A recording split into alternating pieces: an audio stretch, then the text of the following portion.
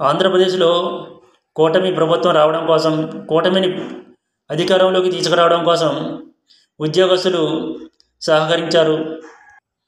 కూటమి నాయకులకు సహకారం అందించారు. కూటమి నాయకులు రిగ్గింగ్ చేసుకోవడానికి కూడా అవకాశం కల్పించారు ఉద్యోగస్తులు. కొంతమంది ఉద్యోగస్తులు జగన్ గారి ప్రభుత్వాన్ని, జగన్ గారు తీసుకువచ్చిన జీపీఎస్ విధానాన్ని బహిరంగంగానే విమర్శించారు. ఎన్నికలు అయ్యాక, కౌంటింగ్ అయ్యాక మేము కూటమి ప్రభుత్వానికి ఓటు వేసాము అంటూ కొంతమంది ఉద్యోగస్తులు ప్రకటించుకున్నారు. కూటమి అధికారంలోకి వస్తే చంద్రబాబు నాయుడు గారు ముఖ్యమంత్రి అయితే జగన్ గారు తీసుకొచ్చిన జీపీఎస్ విధానాన్ని రద్దు చేస్తారు, ఓల్డ్ పెన్షన్ స్కీమ్ అయిన ఓపీఎస్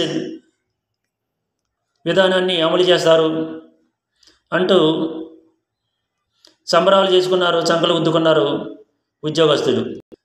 కూటమి ప్రభుత్వం అధికారంలోకి వచ్చింది, చంద్రబాబు నాయుడు గారు ముఖ్యమంత్రి అయ్యారు, ఇక మా నోట్లో మంచి గోరుముద్ద పెడతారు అంటూ సంబరాలు చేసుకున్నారు. చంద్రబాబు నాయుడు గారు సీఎం అయ్యాక జీపీఎస్ను రద్దు చేసి ఓపీఎస్ను అమలు చేస్తారు అంటూ ఎగిరి గంతులు వేశారు. ఇప్పుడు ఏమైంది? చంద్రబాబు నాయుడు ముఖ్యమంత్రి అయ్యారు, కానీ గతంలో జగన్మోహన్ రెడ్డి గారు ఏదైతే జీపీఎస్ విధానాన్ని తీసుకువచ్చారో అదే విధానాన్ని ఇప్పుడు అమలు చేయడానికి కూటమి ప్రభుత్వం జీవోను జారీ చేసింది, అమలు చేయడానికి సిద్ధపడుతుంది. ఇప్పటికీ కానీ ఉద్యోగస్తుల కళ్ళకు పట్టిన పొరలు తొలగిపోలేదు. ఇప్పుడు అర్థమైంది మేము ఎంత మోసపోయామా అనే విషయం ఉద్యోగస్తులకు. పెద్ద ఎత్తున తిరుగుబాటు చేయడానికి సిద్ధమయ్యారు. సెక్రటేరియట్ను ముట్టడించడానికి కూడా సిద్ధమయ్యారు. ఆందోళన చేయడానికి ప్రయత్నాలు చేశారు. అయితే చంద్రబాబు నాయుడు గారు జీపీఎస్ విధానాన్ని సమీక్షిస్తాము అంటూ క్యాబినెట్లో నిర్ణయం తీసుకుంటాము అని ప్రకటించారు. ఉద్యోగస్తులందరూ అందరూ పాలిచ్చే ఆవును కాదని ఎగిరితన్ని ఎదును తీసుకొచ్చుకున్నారు.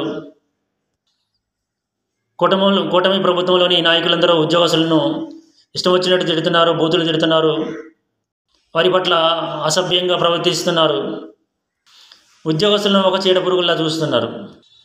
కూటమి ప్రభుత్వం అధికారంలోకి వచ్చి చంద్రబాబు నాయుడు గారు సీఎం అవుతారు, మాకేదో మంచి చేస్తారు అని భావించిన ఉద్యోగస్తులందరికీ చంద్రబాబు నాయుడు గారి నిజ స్వరూపం అర్థమైంది. మోసపోయామని అర్థమైంది. ఉద్యోగస్తులకు తగిన శాస్తి జరిగింది.